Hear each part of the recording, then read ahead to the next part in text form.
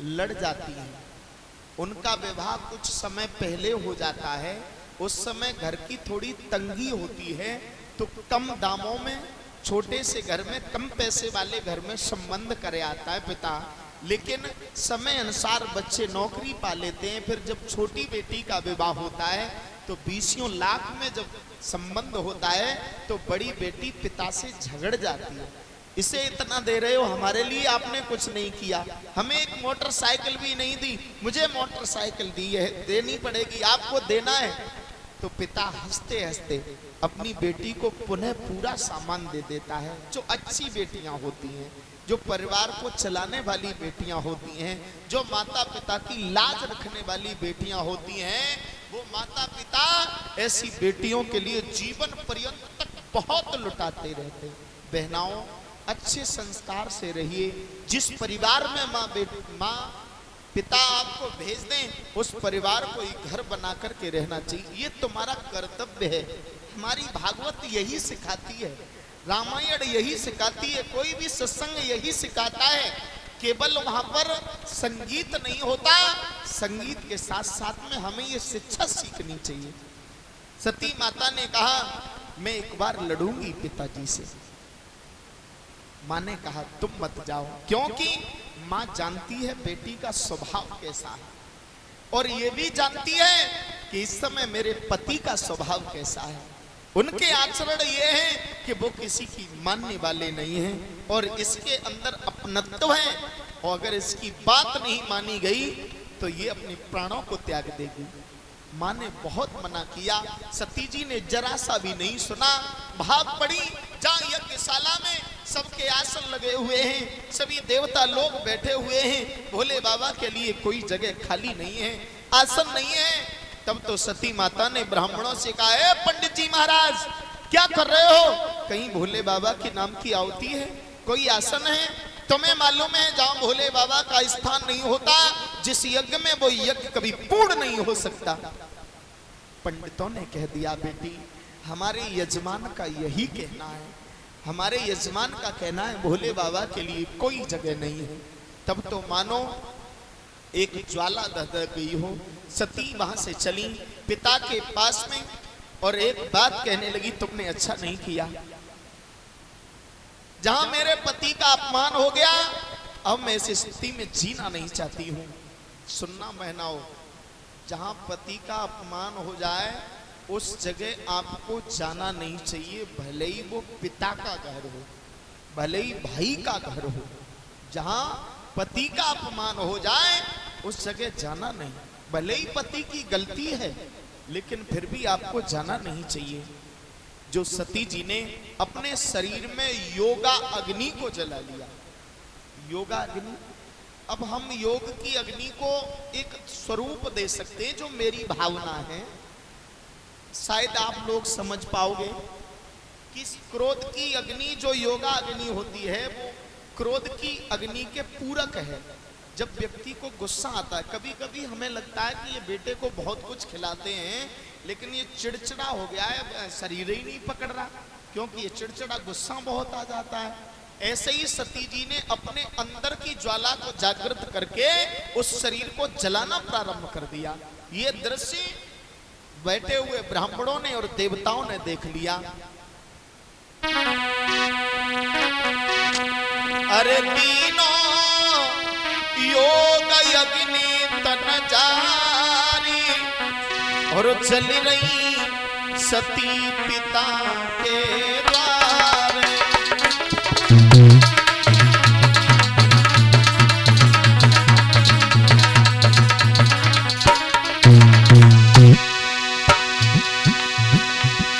चली रही पिता के द्वारे, सब देखी ठाणे ठाणे। चली रही पिता के द्वारे, अरे सब देखी ठाणे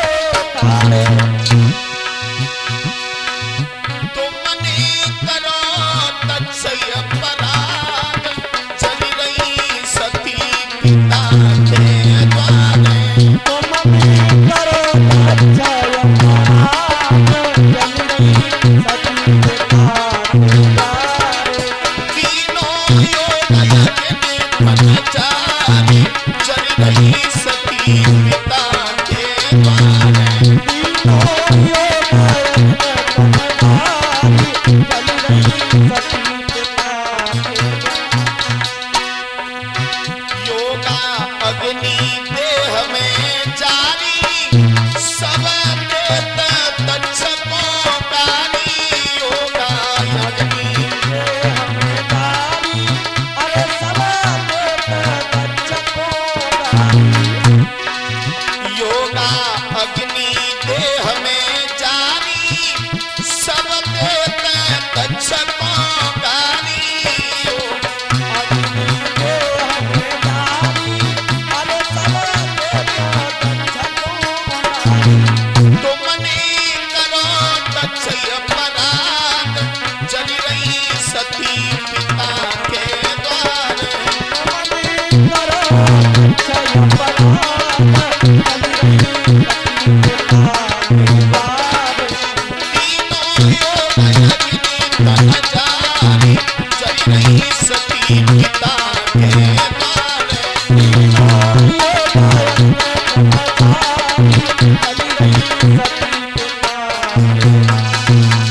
सती माता ने अपने शरीर को जला दिया। तब तो महाराज भोले बाबा के गढ़ों ने देखा ये क्या हुआ। सती माता जल गई, सो ये एकदम से उस यज्ञ में मारा मार मचा दी। इधर से जाते जिसे पकड़ लेते हैं, तोड़ देते हैं। दक्ष के साथी भृगु और पूषा। भृगु महाराज ने देखा तो एक कृत्या नाम की राक्षसी को प्रगटाया। जगपति जी, कृत्या नाम की राक्षसी प्रकट हुई है, आगे की ओर बढ़ी। भोले इतनी बलवान है, इतनी शक्तिशाली है कि भोले बाबा के गढ़ों को मार मार के भगा दिया। दोनों गढ़ भाग करके चले। गढ़ों ने जाकर के भोले बाबा से कहा, भोले बाबा अब सती माता नहीं रही। बोले क्या हुआ? बोले यज्ञ में जल गई। सो ये एकदम से महाराज भोले बाबा को क्रोध आ गया। भोले बाबा ने सिर से एक जटा उखाड़ी है, पृथ्वी में पटकी है, एक वीरभद्र नाम का गढ़ प्रगटाया है। बरम्भू बरम्भू बरम्भू बरम्भू बोलता हुआ वो गढ़ प्रकट हुआ। आगे की ओर बढ़ा। कहिए महाराज क्या आदेश है? बोले जाओ, जाकर के उस महाराज दक्ष की यज्ञ का विध्वंस कर दीजिए। बरम्भू बोलता हुआ वीरभद्र आगे की ओर बढ़ गए। जाकर के वीरभद्र ने महाराज यज्ञ की वो दशा की है, जिसे भी पकड़ लेता है मार देता है। भृगु और पूषा आए हैं, एक के दांतों को तोड़ दिया, दाढ़ी को उखाड़ लिया। महाराज दक्ष स्वयं हाथ में तलवार लेकर के आए हैं। तलवार को छीन करके गर्दन काट करके उस यज्ञ कुंड में झोंक दी है। बोलिए गोविंद भगवान की। अब तो देवता लोग घबरा गए। मुख्य अगर यजमान नहीं रहेगा तो ये यज्ञ पूरा कैसे होगा? देवता लोग भाग पड़े। भोले बाबा के पास में जाकर के कहा, हे देवाधिदेव महादेव, अगर इस यज्ञ का विनाश हो गया तो आने वाले समय में कोई यज्ञ नहीं करेगा, कोई हवन नहीं करेगा। आज भी यज्ञपति जी महाराज ऐसा होता है कि कथा भले ही तुम किसी भी पंडित जी से छटवाओ, कौ शास्त्री जी से छटवाओ, हैं, और कथा चल रही हो अच्छी भली, कोई घटना घटे तो हो जाए तो वो पूरी शास्त्री के ऊपर पड़ जाते हैं। जो शास्त्री बुरे पायन को है जी, आओ हमारे गांव में जो घटना घटित है, अब जाए मत लइयो। हाँ, एक गांव है नानपी, मटसेना के करीब पड़ता है वो। गांव में कोई परीक्षित यज्ञपति ना है बनतो है, जो बनतो है वो रहतो ना है, पूरी कथा ना है। वही बात दो चार खत्म हो जाए, सच में पड़ोस की बात है, जानकारी कर लियो। कोई स्वयं की कथा कराता है वो रहतो ना है, खत्म। अब बताओ जहां में शास्त्री को कहा दोष है, बताओ भागवत की कहा कमी है यहाँ में, लेकिन होता है ना। अब तो महाराज देवताओं ने कहा अगर ऐसा हुआ तो महाराज वैसे हूं तो आदमी जैसे तैसे करके एक यज्ञ हवन भागवत कराए वो चाहते, बड़ी कोशिश करके घर की पूरे काम करवाए ले वो भगवान से, तब तो भागवत करे वो। लला हो जाए, ललन के ब्याह हो जाए, ब्याह के बाद ललन के लला हो जाए, मकान बन जाए, गाड़ी